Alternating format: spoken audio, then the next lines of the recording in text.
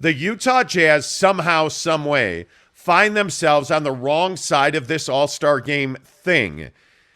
We heard all I guess season last year, this whole summer, the All-Star game, it's super important. We're really excited about it. Gotta have it. And now it's on the way, and people are trying to figure out how important it is to the Utah Jazz to have a starter in that game. I don't know, maybe Donovan Mitchell. But one thing is certainly clear. The Utah Jazz, Jake, don't seem to be prioritizing throwing the biggest party in the history of the NBA All-Star game. And I wonder how important you think the game is to the Utah Jazz. Yeah, I mean, I wonder that as well. I think that when, we've spent all offseason talking about how Danny Ainge is going to handle trading Donovan Mitchell and building this team and building this roster and sort of setting up the team for success this coming season, I do wonder how much does having representation at the All-Star game in your building matter to you? And I think that Danny, I hope, is not making decisions based on having representation in the All-Star game, because I think that's just not the right way to go about it. But I do think the All-Star game matters. I do think that, it's great to have, Donovan Mitchell, and before he was traded, I think a lot of people wanted to see Rudy Gobert in the All-Star game representing the Utah Jazz. And obviously that's not going to happen now.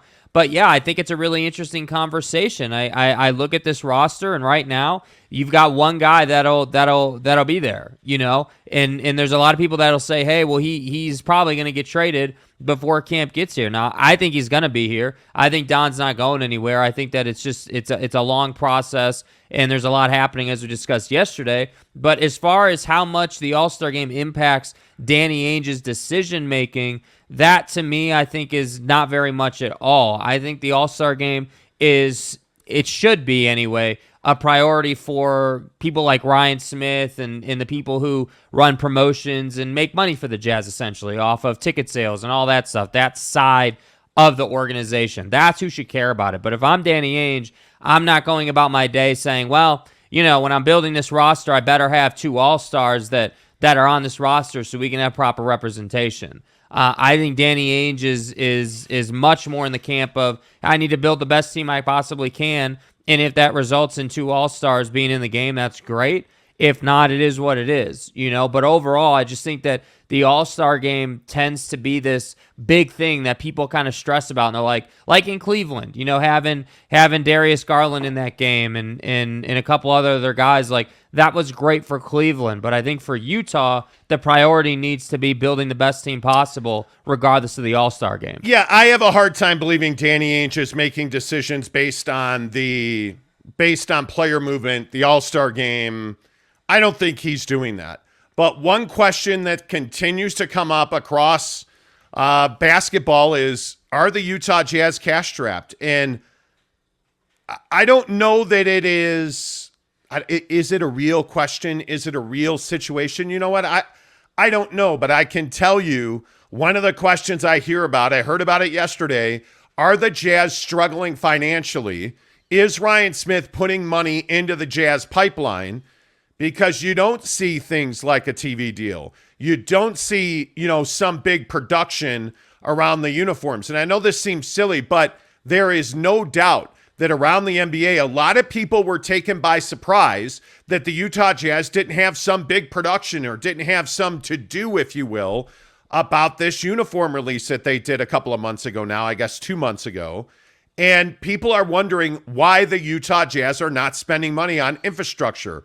Why are the Utah Jazz not spending money on content creation, on a TV network, on a better radio setup? Why are the Utah Jazz, Jake, not spending money? It seems to be a continuing, I don't know, is concern too strong? Right. But it seems to be a continuing talking point across the NBA. Yeah, I think that we've bandied about on this show about that, and I think that people expected a tech billionaire who bought a basketball team to do more on that side of the business, and I think that the Utah Jazz and Ryan Smith need to be better about it. The Utah Jazz, need to be executing on that front a lot better. I think that. Why are they not spending money? Well, it's only a couple of things. Either you don't prioritize things like a TV network or, content creation or all that stuff we've talked about. So like you don't prioritize it or you don't have the money for it. Like just business speaking, you don't have the money right now. And I would be frankly a bit surprised if Ryan Smith didn't have the money for it. But that's kind of what people think, that, hey, like Ryan might be saving or he might be dealing with debt load or whatever. And my point just is, if it was me, I would find a way to get things like a TV deal done because that's going to make me more money to help me pay down the cost of buying an NBA franchise, Like getting my fans more involved, especially in an offseason where I don't have built-in advantages like, 2 stars on my team that the fans all know and love and are married to, and they're buying the Heat Wave uniform and everything. Like, you don't have that anymore. What do you have? You have a rebrand that people aren't in love with. You don't have a TV network. You don't have custom content creation. And the only content you did create, frankly, if I'm being honest, felt a little half-assed, if I'm being honest. Like, it didn't feel like... No, I agree. It didn't feel like you had a plan. It didn't feel like, Jordan Clarkson was really about being there for a jersey reveal. It just felt like JC was the guy you went and got because he's a fan favorite. And by the way, he's huge into fashion and clothing and the pregame fits and all of that. Did you see Jordan Clarkson working out with Chris Brickley in Well, New yeah, York? I mean, obviously that confirms that he's going to be traded to the Knicks, right? I mean, how else would you view that? I don't know how, like, that's obviously the sourced information. Yeah, I think it's really interesting, this conversation about the Jazz. I don't think Ryan Smith is hurting for money. I think the Jazz are having a cash flow problem because I think that Ryan Smith is trying to pay down debt load. That's the only explanation that I can come up with. Mm-hmm. I mean, obviously, this was a $1 billion deal by the Utah Jazz. That's never easy to do. I am surprised, as are many, that the Jazz have not done more. And it only makes sense that financial resources are tight right now. That's the only thing that makes sense. You've made minor improvements to the building. Okay, that's great. You have this jersey thing, and I don't want to make too much out of this new jersey. I really don't. The reason this is important, and the reason I want people to embrace this, that cash flow that comes from launching a new jersey, that cash flow that comes from rebranding has to be significant because it costs you a lot of money. And it went over like a dud. The new jerseys have not been widely accepted. I think the Purple Mountain jersey next year, the purple that comes out, I think will do well. But this is a 2-year jersey. That's it. This is not a jersey. These black, yellow, white things are not some long-term fit that goes down historically as, a new day in Utah Jazz basketball. That's not what these are. And so when we talk about the Utah Jazz and if they're cash-strapped, I do agree with you that I think the poor handling of the jersey rollout, the lack of drama, the convenience of it all, talking to Utah Jazz staff members and sources at the team who tell me they're frustrated with a lack of resources in certain areas. I mean, this all points to an owner that is trying to recoup some of the money that he's laid out to buy the team.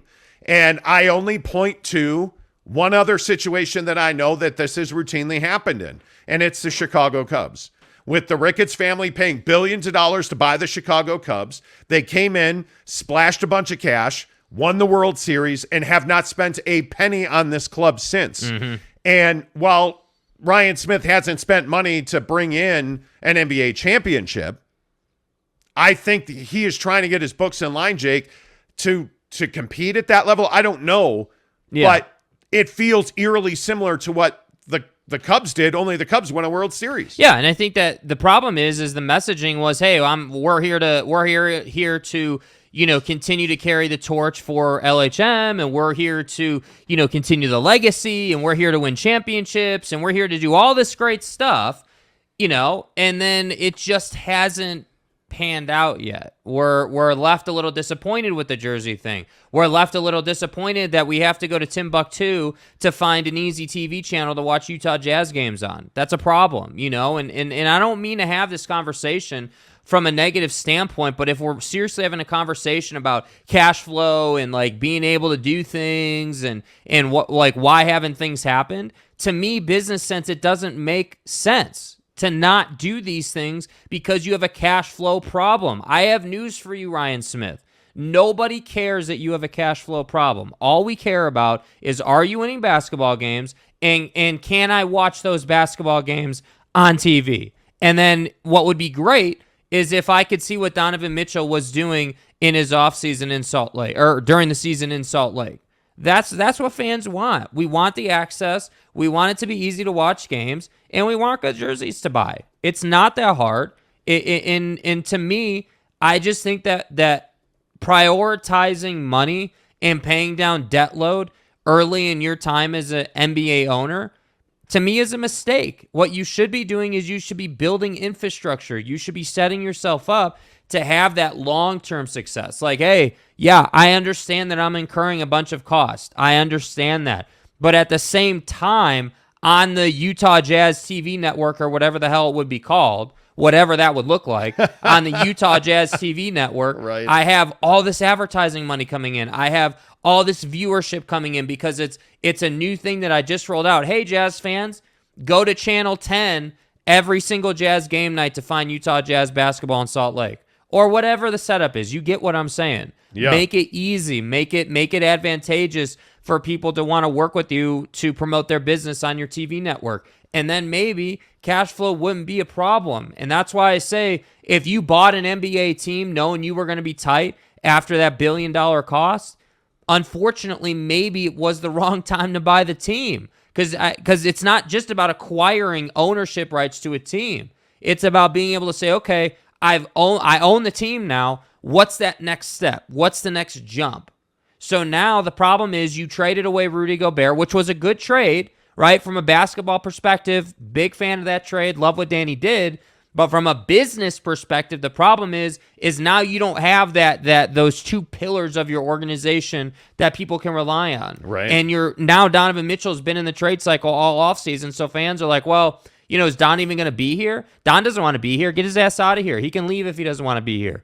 That's the sentiment. That's why I say you have problems financially if it is indeed the case that you're paying down debt load, which I don't know to be true. I don't know either, but something is amiss. Something has to give. Like, something yes. has to happen here. Yeah, and it's at some point, whether you want to or not, I just think that you have to open your pocketbook. You have to... If you are completely rebuilding to get your financial house in order, which is what I think Danny Ainge has done.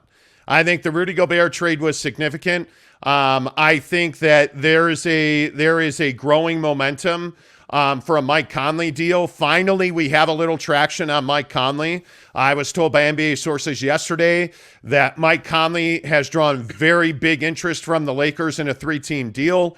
The Lakers are trying to add a shooter and a point guard. And it is believed that it is Tim Hardaway Jr. and Mike Conley.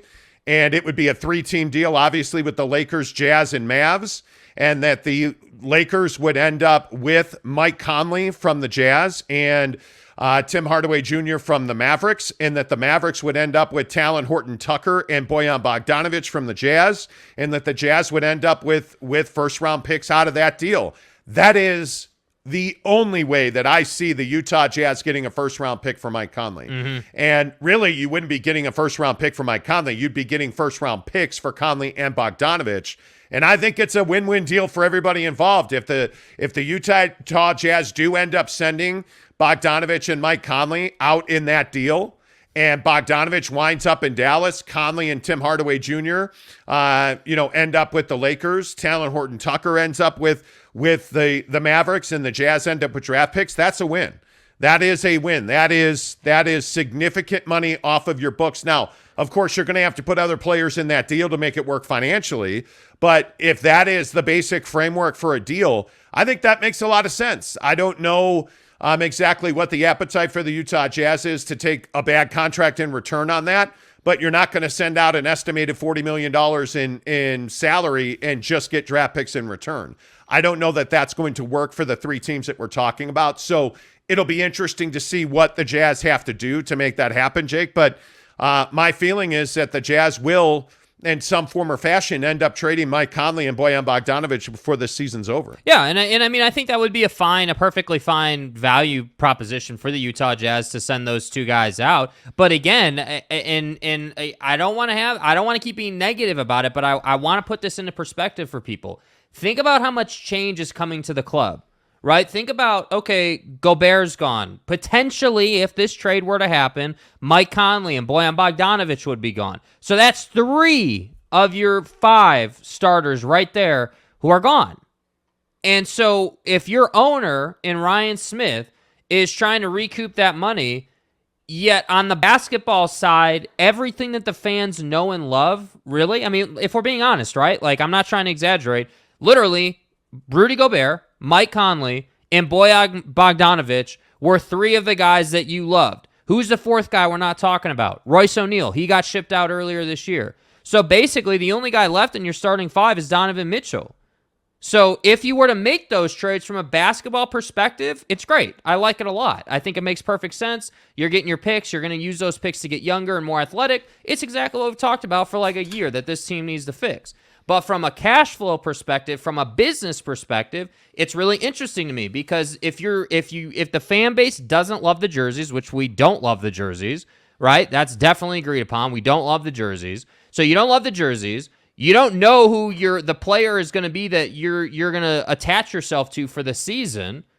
How does that work out from a ticket sales perspective? How does that work out from a TV perspective? Like, that's kind of what I'm trying to get to here. If your fan base isn't plugged into the organization, isn't like, yes, I have to see, Rudy Gobert versus Nikola Jokic, what is there? What is that thing? That's my question. That's what I'm concerned about. That's an interesting summation, if you will.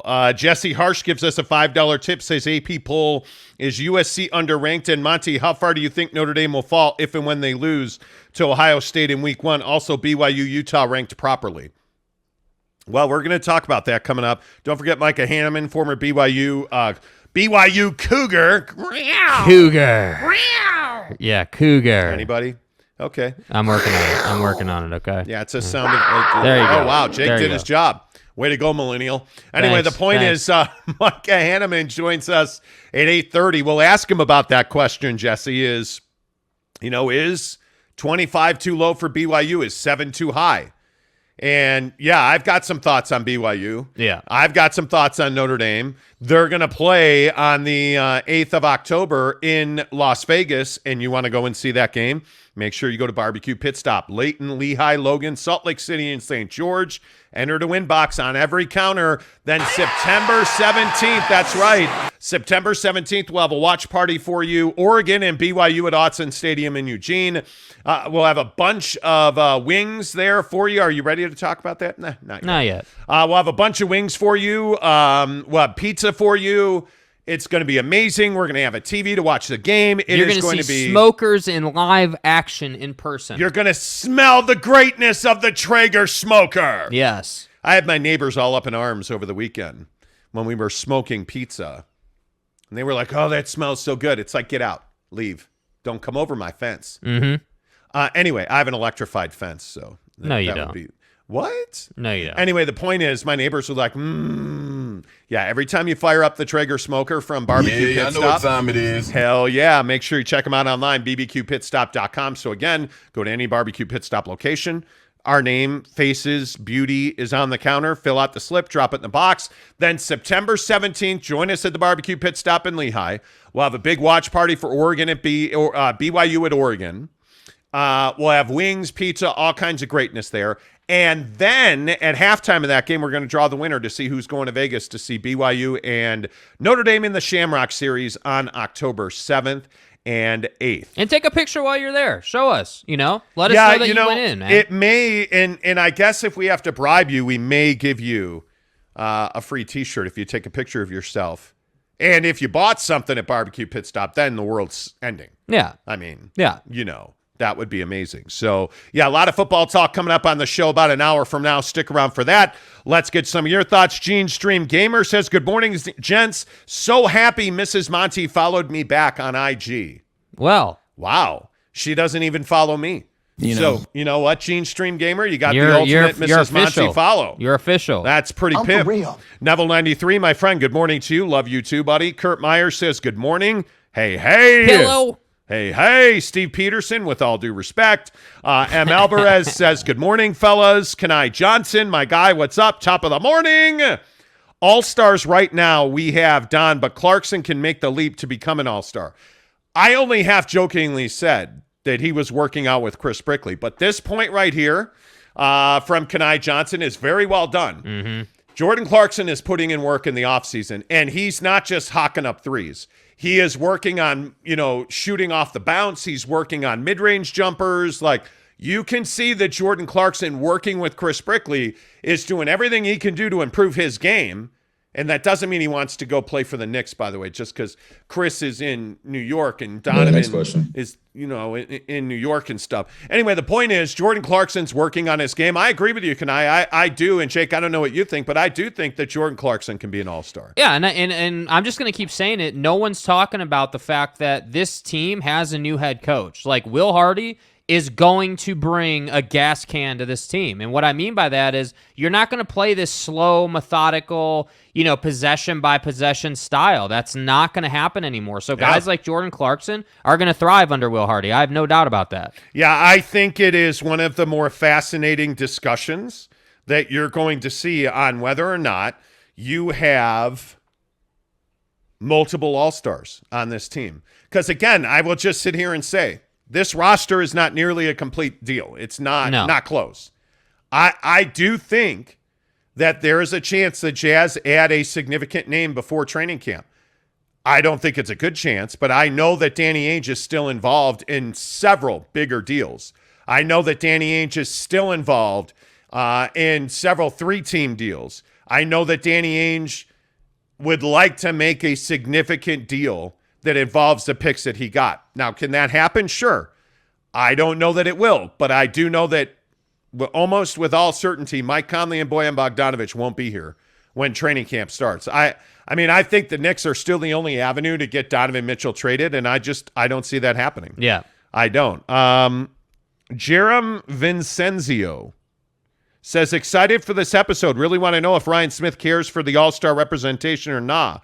I think he cares. Yeah. I just don't know how much money he's willing to spend to have multiple all-stars in that game. Look, I think the way I would verbalize it is he cares like from a person-to-person standpoint, but financially I don't think it's the priority. That's what I would say. I think that as the old saying goes, right, like let's judge people on their actions. So actions tell us that it's not a priority to have a TV network. Action tells us that it's not a priority to create custom video content that fans can attach to your organization with. It's just not. Although I will say there is a pretty significant announcement coming this week around the Utah Jazz that is scheduled to be this week. And that's pretty much me being a cock teaser, but whatever. The point is, yeah. That there is a pretty big announcement coming from the Jazz, operationally speaking, that is going to require an influx of cash. So I would love nothing more than to have a Jazz TV network, or even to have, hey, this is the channel this year. You want basketball? You're going to this channel every single game. I would love that. You want to watch the Utah Jazz? That's on KSL 5. Yeah. That's great. The way it should be. Yeah. That's not happening. I mean, it would be nice if you had a radio deal where you could hear the game. Like it is really difficult to listen to Jazz games on the radio because the signal is so bad. And I think the one thing that you know about this team is that there is a passionate fan base in Utah, and really I think much of the Mountain region belongs to the Jazz. Yeah. The fans are great. Jazz fans are phenomenal. Yeah. I just think they're massively underserved. Let me ask. I'm curious about this in the comments. How do you guys feel about most of your starting five being traded to this point or not being on the team? Like, how do you feel about that heading into this season right now? Like, is it something where you don't feel as connected to the team? Is it something where you're like, yeah, we knew this was coming. We're just going to have to wait and see who they bring in. Like, I'm really curious about that because I do think the jersey sale thing and like ticket sales and everything that every opportunity for sales for an NBA organization is on the line right now for the Jazz. Like, look around. jersey sales, ticket sales. If I'm not going to say if no one's going to games, because obviously fans are passionate and they're going to go to games, but like, let's say that your attendance is lower this year because the team's not relatable to its fan base because they don't know who's playing for you. So your ticket sales are down, jersey sales are down. That means concession sales are down. Like, you can kind of see how this snowballs. So that, to me, is what I would be concerned about if I was Ryan Smith and that financial team. That's what I'd be looking at. But on that flip side, if you sign some guys here and you're a winning team and you make the postseason, even if you have to go through the play-in, then I think you're okay. Then I think you've made your money. You're in a good place. But I just think it's a very fine line you're walking right now. Well, I would. That's an interesting question. As a Jazz fan, how are you feeling about the club right now? I think if I were a Utah Jazz fan, I'd be excited. I think you're headed in the right direction very clearly financially today, being August 16th. I think you're headed in the right direction. Yep. I think you need more moves. And the question of, are the Utah Jazz cash strapped? I think that's a huge, huge question. Yes, it is. I think it is question. A big one. Let's see. Giggity says, do you think Ryan Smith is committed to winning or committed to making money? Yes. I think he is committed to making as much money as possible, and there's nothing wrong with that. I think he's committed to winning in the long term. I don't necessarily believe he's committed to winning in the short term. Well, and the hard part is they're connected on some level, right? Like, if you think about it, you have to be good financially to win basketball games, or really to win in any sport. I mean, your example of the Ricketts in Chicago, I mean, is a perfect example. This is a family that's making billions of dollars and is trying to sit here and say that they're cash strapped. So to me, I don't think we have that kind of access into the club yet. We don't have that kind of, mainly because, again, not to go down the rabbit hole, the media in Chicago is really hardcore on the Ricketts compared to what we have here. So we get more out of the Ricketts because they're pressed more. So I don't know. It'll be interesting to see, but I hope this announcement is something that will improve viewership opportunities and will improve distribution of the team. I think that's a must-have before camp gets here. You got to have that. Yeah, we'll see. Top Junkie, good morning, too. He says, billionaires do not become billionaires by throwing their money away. Most billionaires are not Steve Cohen, who pump money into a team to fulfill their passion. No, you're right. And the Mets are finally winning. Yeah. Although last night the Braves trolled the Mets so hard. Holy cow.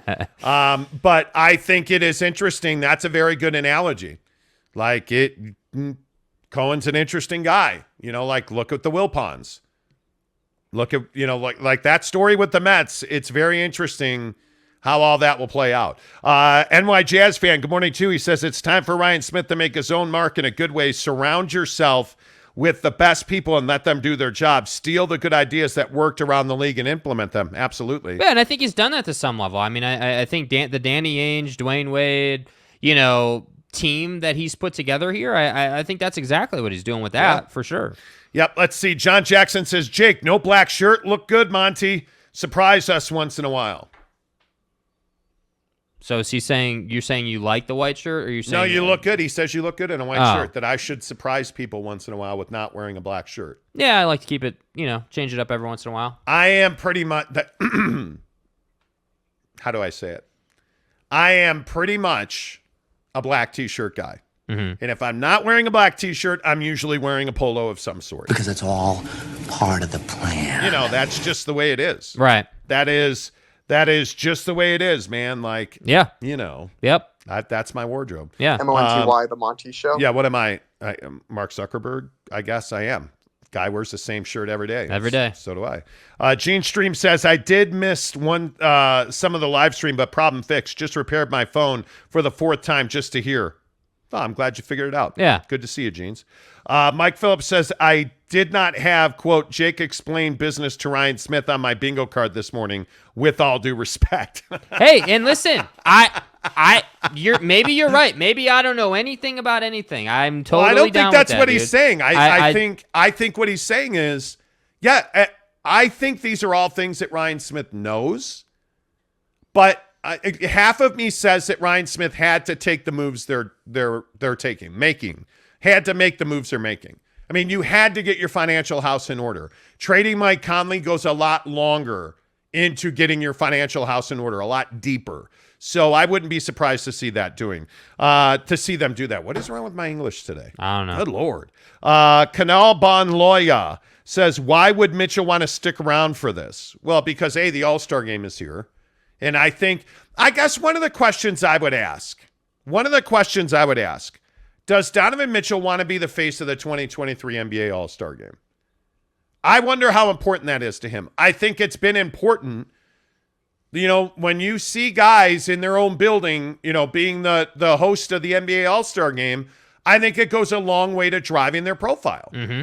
And I'm wondering if Donovan Mitchell cares about that even in the least. I don't know if he cares about it or not, but I would. I definitely would. I mean, I think with everything that's gone on this offseason and just the trade rumor mill and everything that he's dealt with, if you will, in the media, I would care about it. And I think it'll be one of the things I'm really intrigued about when the season starts and when Don does that first media availability is what he has to say.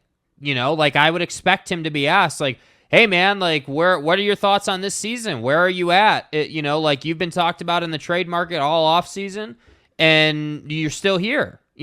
Are you pleased about that? Are you happy being a Jazz man? And then furthermore, the All-Star game is here. What do you think about that? Are you looking forward to representing your club? Like, What do you, those are questions that have to be asked of Donovan Mitchell. And frankly, I would ask that to any star who was, quote, hosting their All-Star game, If it was in LA, you'd have to ask LeBron, right? I mean, if it was in Brooklyn, you'd have to ask KD. Oh, wait, KD's going to retire. I forgot, right? Like, my point is that these guys have to take their image seriously. They have to take their reputation seriously. And I do think Donovan Mitchell takes his reputation seriously. I think there is a very intentional plan here not to say anything until he absolutely has to, because I don't think Donovan Mitchell is the kind of guy who wants to say something and be in the headlines because of him. He can't control what ESPN and Get Up does every single day talking about him a couple weeks ago. He can't control what Woj and Windhorst and all these guys say. But Don can control his game. He can control the programs he's at and the runs and Brickley. Like, he can control all of that. So that's what I think he's doing. So if I'm Don, I do care about the All-Star game, just not yet. I'm focused on continuing to work. Yep. I agree with you. Please give us a thumbs up right now. Helps the channel grow. If you're not a subscriber, please do subscribe as we talk all things NBA on the Monty Show. And don't forget that the schedule was released to a certain extent. And Rudy Gobert makes his return to Salt Lake City December 9th. Are Jazz fans going to boo Rudy Gobert? No, I think he'll get a standing ovation. So do I. He's no Gordon Hayward. Yeah. I think he gets a big ovation. Yeah, I think people think, oh, well, Rudy didn't want to leave. Like, I think the sentiment in most of the fan base is Rudy didn't want to leave and they traded him, so we're going to give him a standing O. That's what I think will happen. Yeah, I don't disagree with that. All right, let's get some more of your comments in here. Caleb, good morning, too. He says he doesn't want to look like a bad guy. Well, I don't know that Don or anybody else wants to look like a bad guy. I mean, this Kevin Durant situation is a pretty good example of that. I mean, if you missed it yesterday, we talked about on the show that there were wild rumors around the league that Kevin Durant was going to force a trade out of Brooklyn by retiring and holding out and refusing to play for the team. He came out strong on Twitter yesterday and said, no, I'm not going to do that. I am not retiring. That's not going to happen. He says that's garbage. Yeah. This is your dude. Yeah. Do you believe it? Do you not believe it? What are your thoughts on Kevin Durant? I think that Kevin, likes to be on that side of it. It's Kevy, please. Yeah, Kevy likes to be on that side of it, where he very much enjoys playing the media said this, but I never said it card.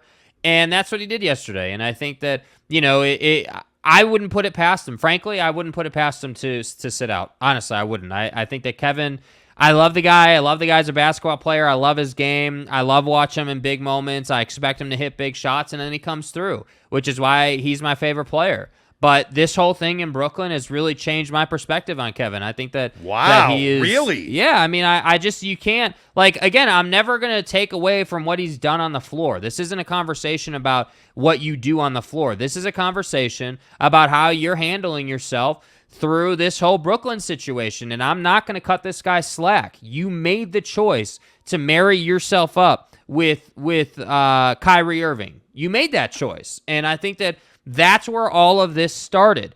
How many times on this show did we talk about when this went down that this was going to be an issue? I remember having the conversation. Hey, it's Kevin Durant and Kyrie Irving. Kyrie didn't really work out with Bron, right? They won a championship, but then Kyrie kind of went sideways. What's that going to look like in Brooklyn? Oh, well, they're best friends. It's not going to happen. It's fine. And then what do we have?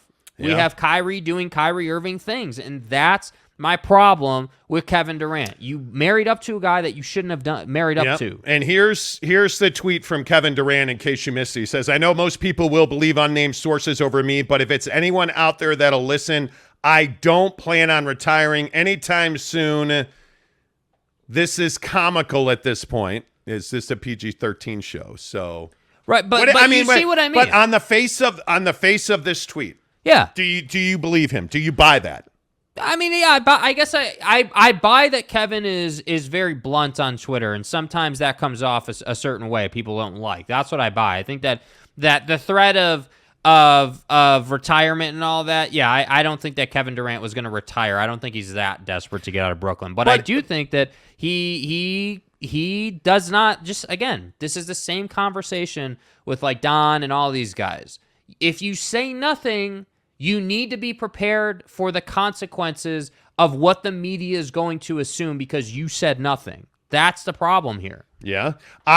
For me personally, I think this whole thing has damaged Kevin Durant significantly. I don't know anymore how, if you're Kevin Durant, you get away from the fact that your legacy has been crushed. I mean, I think a lot of people forget how many rings you have. I think you are largely irrelevant.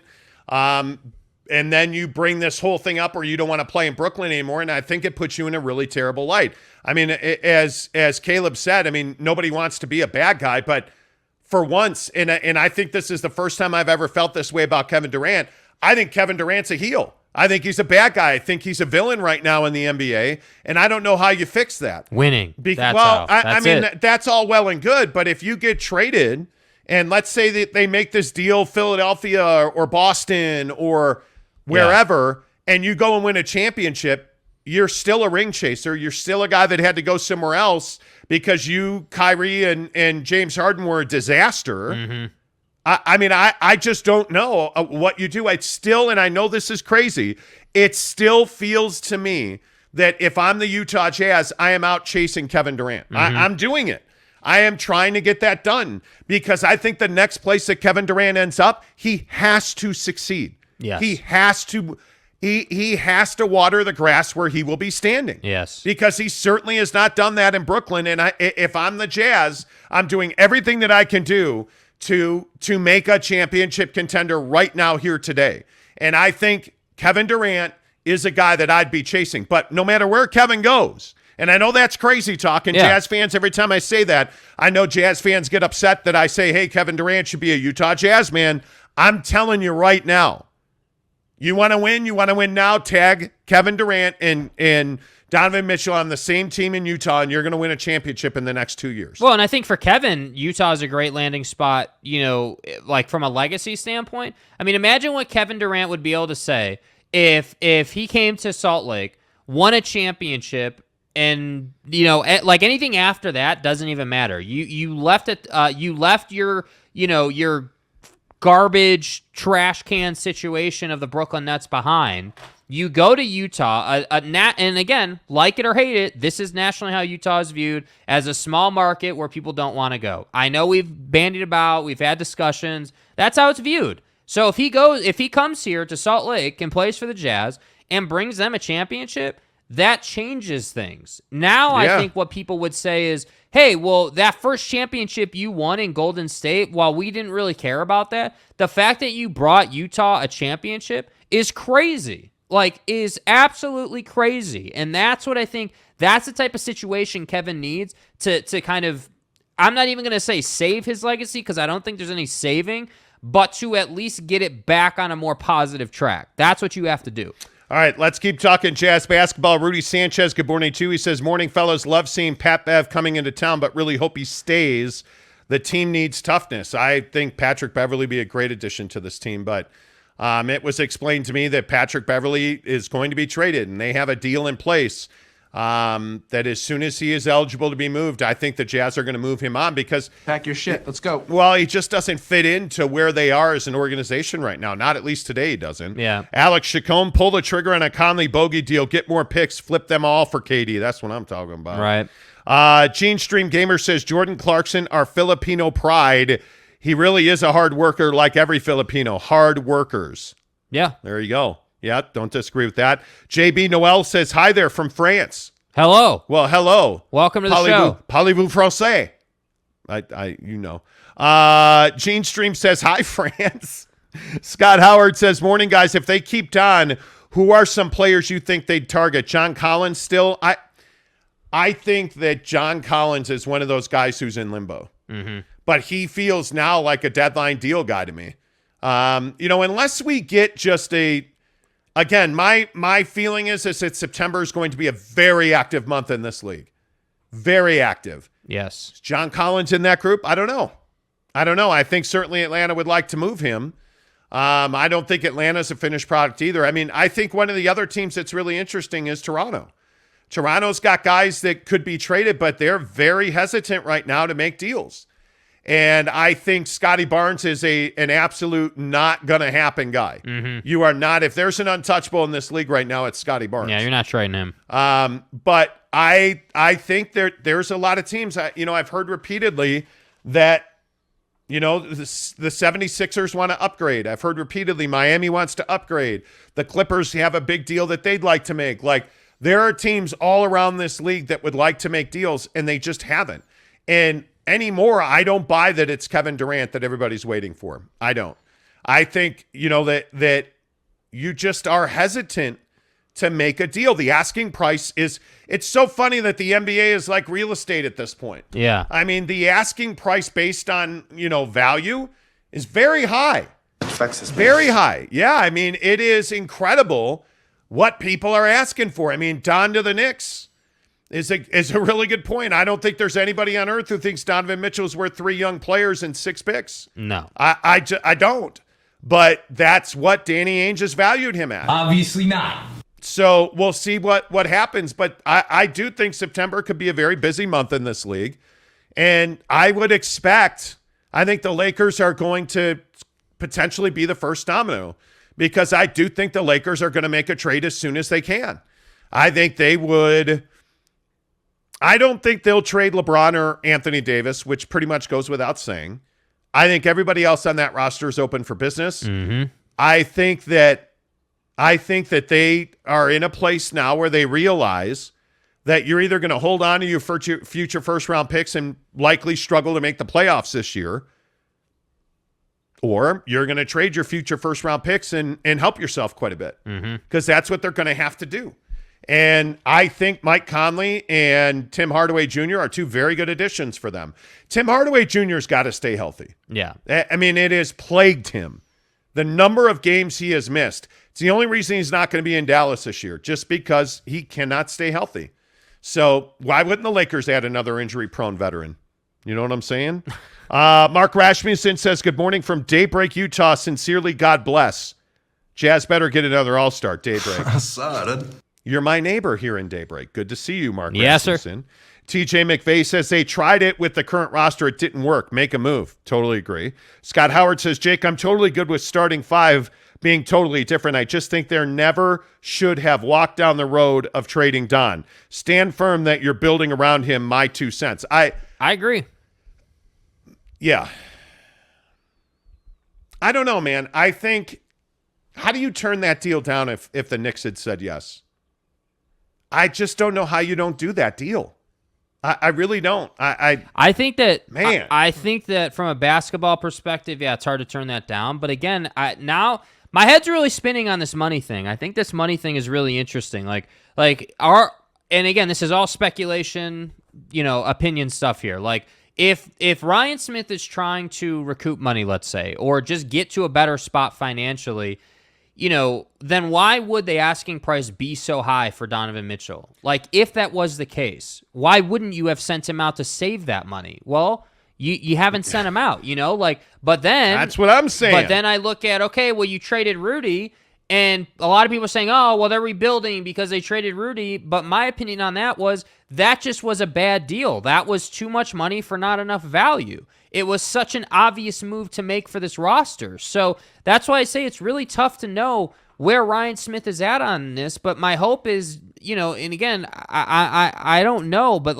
I just hope that it's not incompetence. I hope that we're not sitting here with an owner in Ryan Smith who isn't prioritizing these things, which I doubt. I mean, I think that Ryan Smith is really smart. I think that he's young. He's a go-getter.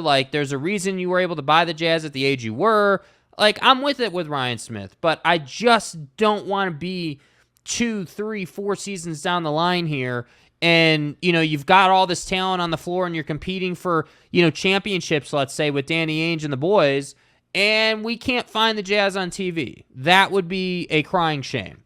That would be. And I think Jazz fans deserve better. Jazz fans deserved better than we saw with the jersey rollout. I mean, it really is that plain and simple. Yeah. And I think if you're talking dollars to donuts, not paying people to come in and do a Jazz jersey rollout, not paying for a TV deal, I mean, I think they're trying to save money where they can save money. And I think it's going to I think they're being penny wise and pound foolish. I think it is going to ultimately come back to get them. But again, there's going to be a significant infrastructure announcement in the next 10 days. I would think it would happen this week. I don't know. That I think is smart.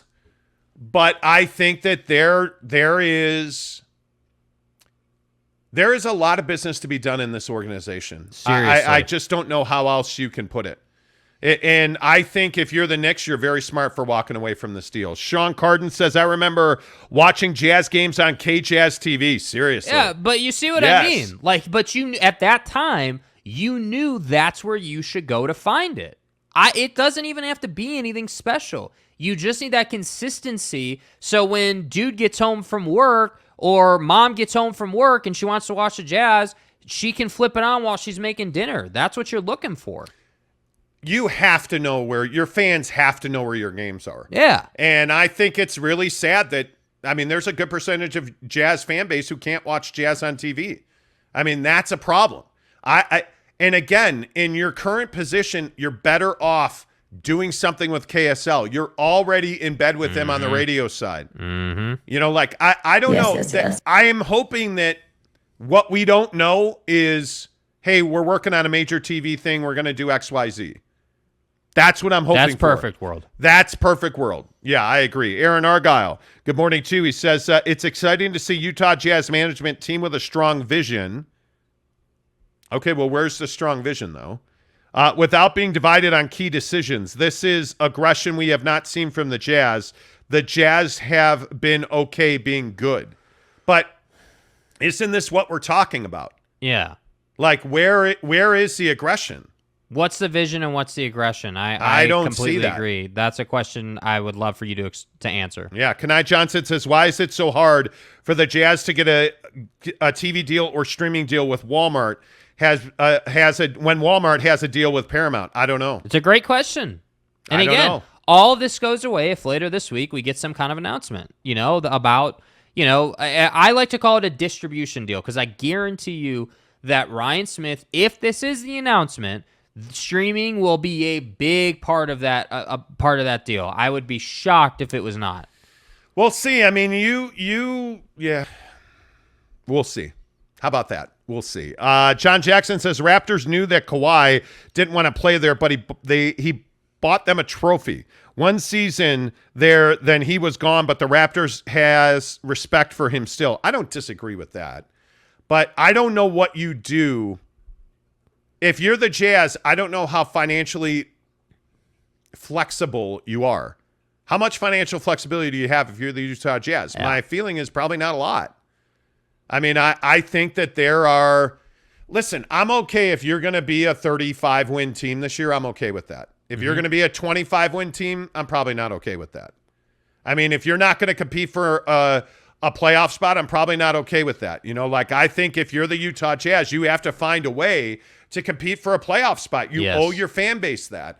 And if you're not going to talk about the money you're not spending, I mean, I don't want to hear about tech billionaires anymore. Yeah. I don't want to hear about Qualtrics anymore. I don't want to hear about Dwayne Wade anymore. I mean, if you're going to win 20-something games, your G League team is more enjoyable. Your G League team is more compelling. Y'all feel me? Than that. Yeah. I mean, there is nowhere, and there is significantly less value in rebuilding and winning 20 games this year. Like, that's just not something that I think the fan base has an appetite for. I don't think you have a Wrigley Field where you're going to be full no matter what. This Jazz team, if you're going to lose games, you're going to lose a ton of money. You're going to lose a ton of money. And I just don't think that's not what Ryan Smith has ever said he wanted to do. Yeah. That's not who Ryan Smith has ever said he wanted to be. I mean, and did you buy into RSL and hurt yourself financially? I have no idea.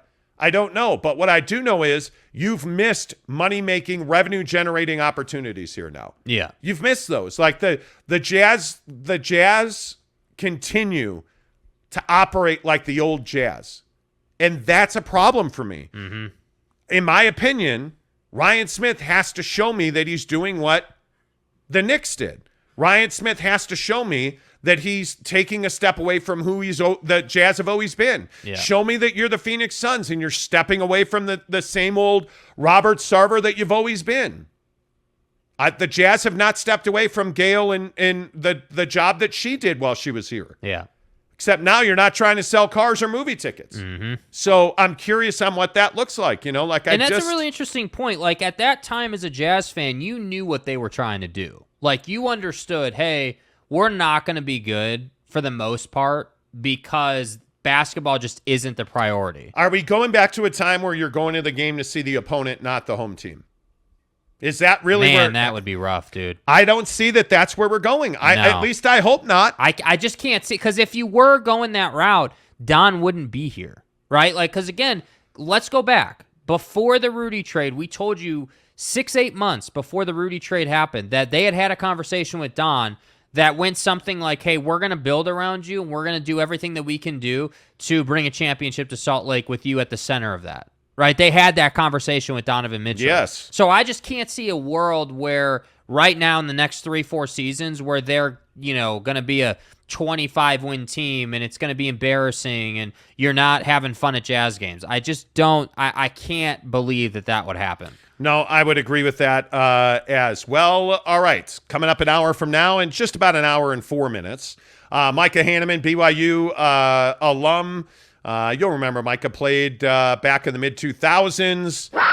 He will join us coming up on the show at 8:30 this morning. I'm really looking forward to talking to Micah, catching up with him. BYU's in a very interesting position. BYU 25th in the AP preseason poll. Feels a little low to me. Utah number 7. Feels a little low to me. CBS had Utah at 4. The AP's got Utah at 7. Interesting times for Utah and BYU. We'll talk about that coming up in 15 minutes. And I also want to get into this Miles Brennan LSU quarterback situation. I don't know how many people heard about this. And I know we talk a lot of NIL on this show, but Miles Brennan was supposed to be the next great thing at LSU. Mm-hmm. He retired from football yesterday, and he is keeping millions of dollars in NIL deal money. Should he be able to keep that? Is that the nasty dark side of NIL? I wonder. We'll talk about that coming up. Let's get some more of your comments here on the NBA. Biggest stories in Jazz country this morning, I think, without a doubt. Are the Jazz focused on the All-Star game? Are the Utah Jazz prioritizing having multiple players in the All-Star game as we had heard? Is this why Donovan Mitchell hasn't been traded? Is this why Jordan Clarkson now is spending his personal cash, working with Chris Brickley, becoming a more well-rounded player? Are the Jazz prioritizing the All-Star game? And one of the big things we continue to hear about Ryan Smith and the Utah Jazz is it seems like there's a cash flow problem with the Utah Jazz right now.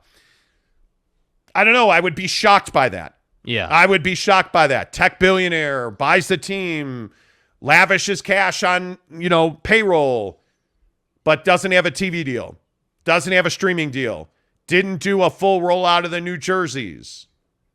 Why? Why haven't you added, more infrastructure to this team?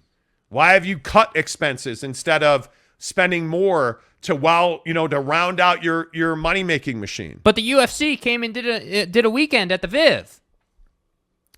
Yeah, I guess so. But you know what I mean? Like But you see what I'm getting at. That's the interesting question. Yeah. Is it, like so many people were so excited about, the UFC, and what does that really mean though? Are you putting money into your G League program to grow your development program? Maybe you are, maybe you're not. You hired David Fizdale. Yeah. Can't tell me that's not part of it. That's what I mean. You've done a great job with personnel and like hiring people on the basketball side that are going to take you places. But the business side is where there are question marks. The business side is where, like you were just saying, like, man, could you ever imagine a place where the G League team is more compelling than the Jazz? I mean, that would be shocking, bro. That would be like crazy. I just can't see that. I don't know, man. That'd be crazy. Yep. Malik Shabazz says Amazon Prime, you can pay $5 a month and watch your favorite team every year. I watch the Jazz or the Knicks games and live in Florida. Yeah, there you go. Yeah. You can do that. But you see my point. You know where to go to get the content you want. You don't have that answer right now. That needs to be fixed. And as a Jazz fan, I would imagine that's frustrating. Yeah. I mean, again, I watch games. I watch every Jazz game. I live in Daybreak, South Jordan. Mm-hmm. I watch every Jazz game on League Pass. Yeah. I do not have to watch AT&T Sportsnet. But I think the League Pass angle is interesting because I don't know how many people are willing to pay for League Pass right now. Like what the times we're in and the things we're dealing with. Like price of food, gas. Yeah, League Pass would be one of those things that I feel like would be on the chopping block if you're trying to save some dollars each month, Like, I think that's an interesting thing. Eric and Rowley says Mitchell's going to represent the Jazz in the All-Star game, then get traded. Well, the All-Star game is after the trade deadline, remember? Yeah. Walmart owns Vudu streaming service. Paramount Plus is partnering with Walmart. Owns Vudu streaming. Paramount Plus is partnering with Walmart, not the other way around. Okay. Either way, they have a deal. Mike Maples, good morning to you. Ryan needs to be more Mark Cuban and less Jeannie Buss. Ouch. Yowzer. Not wrong. You're not wrong. I would agree with that. Yeah. I would agree with that. James Lee, good morning to you. Presuming the Jazz are going to tank next season, which I wouldn't presume, and Ainge came to an agreement about this with the owner, are you disappointed in both, and would you understand if Don doesn't want to be part of it? If that is, let's presume in your scenario that that's the truth, I would be incredibly disappointed. Because no matter what you do, you're not going to have the first overall pick. I mean, you could be a lottery team, I guess. Sure. I mean, this coming draft, there's probably an entire 15, 16 legit NBA prospects in that draft. Yeah. I mean, Bronny's going to college. So what is that, 2 years away? I don't know. It'll be interesting to see who the best prospects are. Yeah. And, the next 2 years we're supposedly going to get pipeline with a lot of talent. So it'll be interesting to see. Eric and Raleigh says, is the trade deadline before the All-Star game? It is. Ryan Brown says, good morning, guys. With my previous job, I never got to catch a live show, so I just wanted to say keep up the great work. Thanks, Ryan. Appreciate you very much. Yeah, appreciate you, man. NY Jazz fan says, all this TV stuff frustrates me because it's so obvious. I have to chalk it up to it's not as easy. Otherwise, the Jazz would have done something by now. It takes money. But doesn't that feel like an excuse? Money. No, it takes a lot of money to build a TV thing. And I don't know. Here's the problem. If you have your own thing, again, I will use the Cubs. The Cubs have Marquee Network. Right. Right? Named after the famous marquee in front of Wrigley Field. Right. They have to provide 24/7 programming on Marquee. That's expensive. That is really expensive. Do you have the sales infrastructure to support that? Do you have the manpower to support that? If you are supposedly cash-strapped, can the Utah Jazz support a TV channel? I don't know the answer to that question, and I'm not convinced to Hundo P that they can. Yeah. I'm not. Like, I look at, and this is why I say this all the flipping time, I look at Ryan Smith, I look at BYU TV, and I say to myself, you know how to do this. Right. You have tech billions. Are you really telling me you can't do something with your network? And I mean the network of humanity that you have, right? Like, you know people. You're in business with people. People want to be in business with you. Are you telling me, Ryan Smith, that you have no ability to create something special in your third tier rights, your digital, your streaming, your website, your social? You have to be able to. I just don't buy that Ryan Smith doesn't have the assets, resources, and connections to make something happen. I don't buy it. Yeah. I'm sorry, man. Like, are you not set up sales wise? Are you telling me that you're in, like, even corporate partnerships? It's Silicon Slopes, man. Yeah. We sell this show that you're watching every single day, and trust me, there is a ton of money in the market. Well, and what did he say? And people are willing to spend it. Yeah, and what did he say at the UFC event? It's so funny you bring up Silicon Slopes. That's all he talked about at the UFC event. Oh, Utah's growing, and the building's going to be full, and we're going to set records for the UFC, and Silicon, like, that's all he talked about, you know? Yeah. So, I mean, clearly he's a tech billionaire. He knows people, you know? Like, you know people. Right now, if you're watching this show, give us a thumbs up and a like. That really helps the channel grow. A couple more before we get to football here. Alex Chacon says, did you see Skip Bayless getting roasted on Twitter over his Bronny stuff? I did. Okay, so if you missed that, Bronny James had a huge dunk on a French player. Right. I didn't think it was that big of a deal. It's basketball. But in terms of social media content, it was a huge deal, as it should have been. Skip Bayless kind of crapped all over that, and Skip is, I just don't care. Skip Bayless is irrelevant. Yeah. Stephen A. Smith came back to First Take yesterday, and it was a huge story all over social media. Yeah. Well, and the fact that the girl that hosts his show with him, whose name I don't know, almost threw up on him because they had them on a boat. Why? I don't get it. Malik Shabazz says, you guys are so polite. When I go to Nick's podcast, it's definitely a show and we can learn from you guys. Great show. Thank you. I appreciate it. He says, you don't have a local channel that plays your games in Orlando and Miami. They show every game on local TV. That's my point, right? Like in the people, the fan, like, I don't care that it's Orlando, right? I don't care that Orlando's not good right now. What I care about, all jokes aside, what I care about is being able to watch Mo Bamba on a nightly basis, being able to watch the premier talent you have, like being able to watch Paolo Banchero, as an example, being able to watch these guys on a nightly basis, and I know what channel to go to. That's what I care about. Dude, I don't want to have to fight League Pass. I don't want to have to, go to some random channel. I don't want to I don't want to go to 686 on DirecTV, right? I want to go to Channel 5. Is it that hard? Like, I know it takes money. I know it takes resources, but you're not a G League team. You're an NBA team, man. Like, you want to play with the big boys. You want to be considered on the same level as the Knicks and the Lakers and, the Bulls and all these teams. Well, these are some of the things you have to do. It's not good enough to just let these things slide. It's not good enough to not have a channel or to not have inside the Knicks or inside the Jazz or inside the Lakers. It's not good enough not to have that stuff. And it's not expensive to make inside the Lakers or inside the Jazz or inside the Knicks. That's not expensive. It's man hours, but really, are you really telling me that you can't afford another $100,000 salary? Come on. That's what I struggle with. Come on. This is a money thing. This is a money thing, and it really shouldn't be a money thing. That's why I'm struggling with this idea that the Jazz are cash strapped. I understand that's an individual business unit and you have a budget, and I totally understand all of that. Yeah.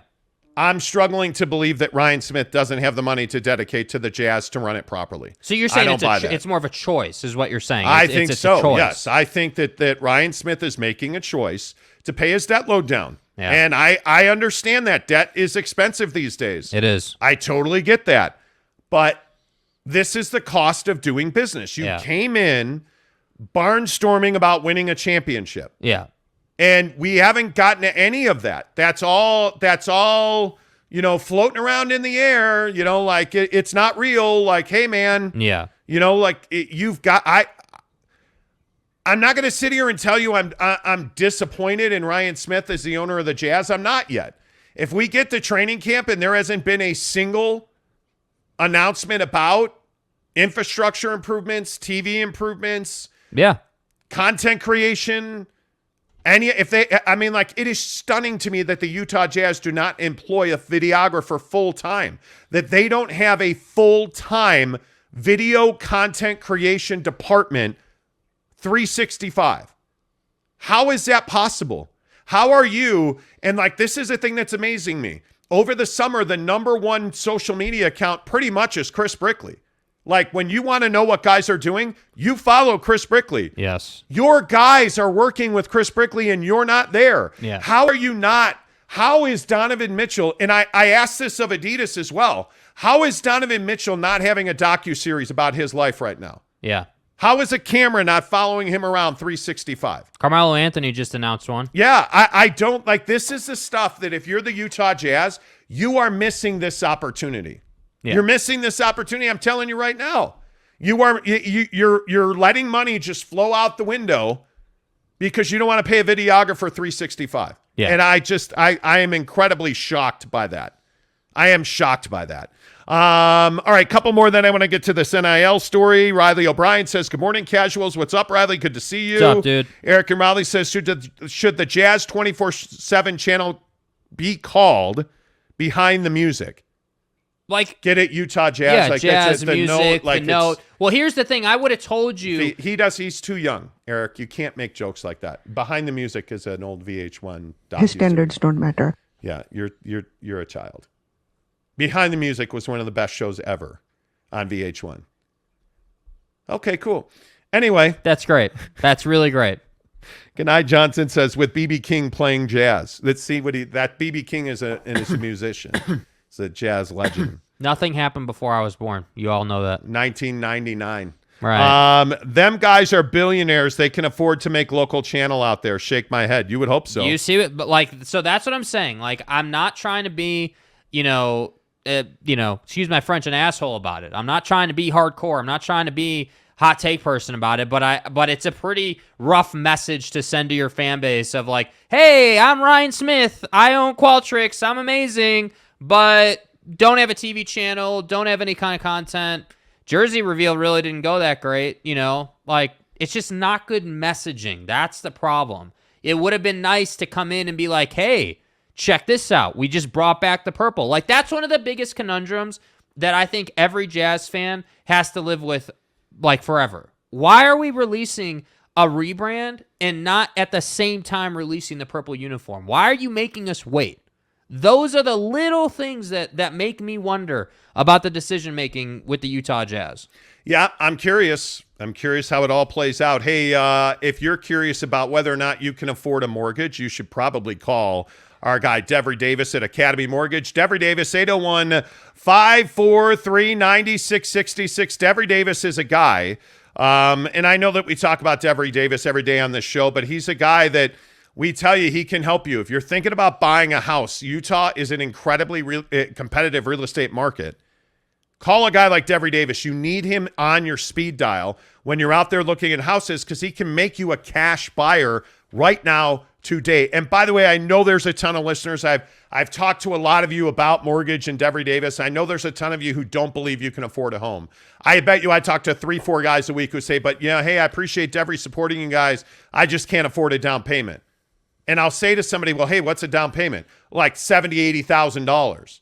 Well, actually, did you know there's FHA programs that make it far less than that? Did you know there's programs from the U.S. government that make it so you have to pay zero down? Did you know? Yeah, did you know if you're a police officer or a veteran, it's zero down to get yourself into a mortgage? Call Devery Davis today, 801-543-9666 at Academy Mortgage, NMLS number 278545. And here's the thing that I will tell you as well. Devery Davis has done 3 mortgages for me.